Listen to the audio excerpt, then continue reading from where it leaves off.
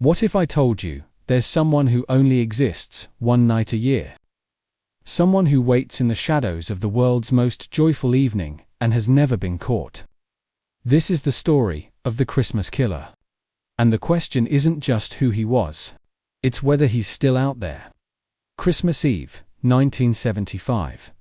Snow falling like whispers. The smell of pine and cinnamon drifting through a small Midwestern town where nothing ever happens. Margaret Whitmore locked her door at 9:17 p.m. Neighbors saw the lights in her windows. They heard Bing Crosby playing on her record player. Everything seemed normal. But when her sister arrived the next morning, she found something impossible. The door was unlocked. The tree lights still glowing. Coffee cold in a mug on the table. And Margaret gone, vanished. As if she'd simply walked out into the snow and never looked back. 3 days later, they found her. Deep in the woods behind her home. Lying beneath a pine tree.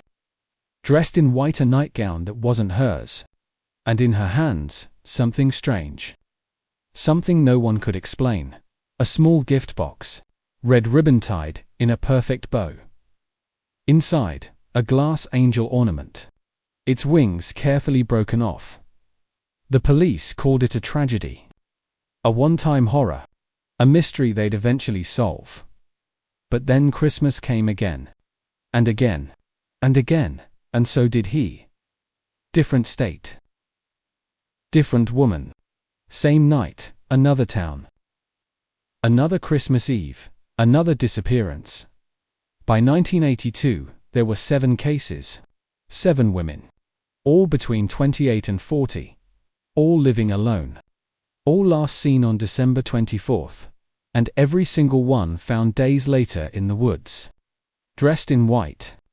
A broken ornament in their hands. But here's what made investigators' blood run cold. These crimes happened across 5 different states. Hundreds of miles apart. No one jurisdiction saw the full picture. No one realized they were hunting the same ghost.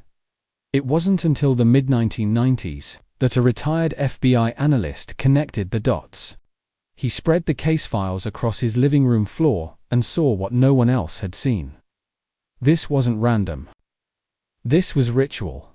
And the person doing it, he was patient, disciplined, invisible. He worked one night a year. And then he disappeared back into the world. Hiding in plain sight until the next December 24th rolled around. Think about that. Someone who could control himself for 364 days. Someone who planned every detail months in advance. Someone who understood that Christmas itself was the perfect disguise. Because on Christmas Eve, everyone is distracted, traveling, visiting, wrapping last-minute gifts. No one notices a stranger in town. No one questions a knock at the door. And that's exactly what he counted on. Let's talk about what makes this case so deeply disturbingly strange. First, there was no forced entry. Ever. These women opened their doors willingly. Maybe they knew him. Maybe he looked harmless. Or maybe he said exactly the right thing. Second, the locations.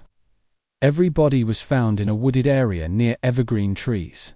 Not random photospophic spots. Almost like he'd scouted them. Chosen them. As if the location itself mattered to whatever ritual he was performing. Third, those ornaments. Forensic teams traced them back. Decadder's vintage, glass pieces from the 1940s and 50s. Hand-painted delicate. The kind you'd find in an old attic or estate sale. But here's the curious part. Every ornament was broken in the exact same way. Wings removed from angels. Stars snapped off trees. Halos shattered from cherubs. Why? What did it mean? One detective said it felt like a signature. A message. But in a language no one could read. And then there's the white clothing. Not store-bought. Handmade. Old fabric. Carefully stitched. Like he'd been preparing them long before he ever chose his victims. It's as if he was dressing them for something. A ceremony. A transformation. Something only he understood.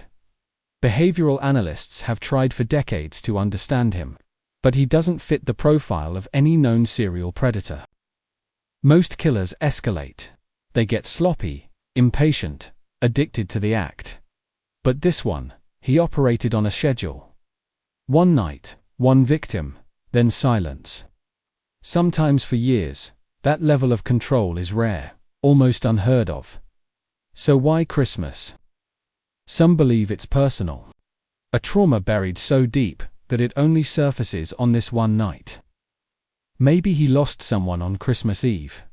Maybe he was abandoned. Maybe something sacred was stolen from him, and now he's reclaiming it in the only way he knows how. Others think it's symbolic. Christmas represents everything pure.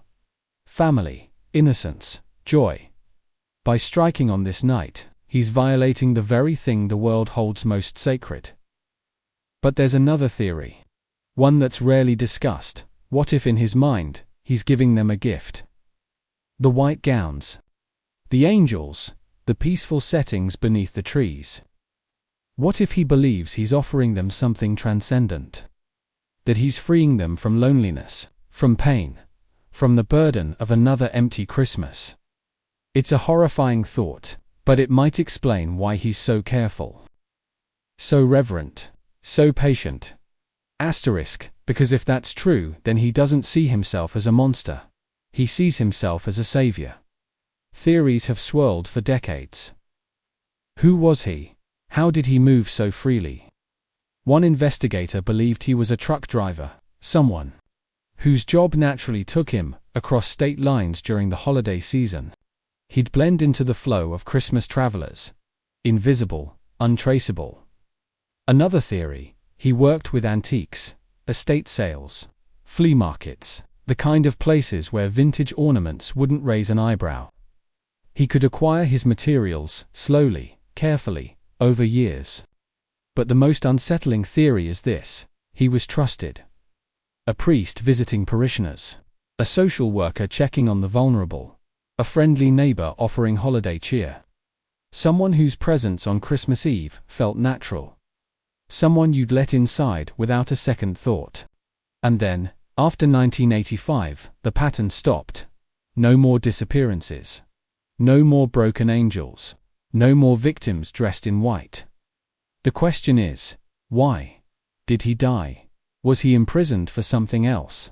Did he simply move on, satisfied that his ritual was complete, or did he just stop, knowing he'd never be caught, knowing he'd remain a ghost forever? In 2019, a cold case unit decided to take another look. DNA technology had advanced. What was impossible in the 1970s and 80s was now routine.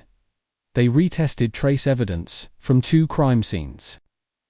Samples that had been sitting in storage for decades, and they found something touch DNA, male, estimated age at the time of the crimes.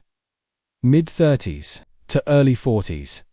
If he's still alive today, he'd be in his 70s or 80s, old, but not impossible.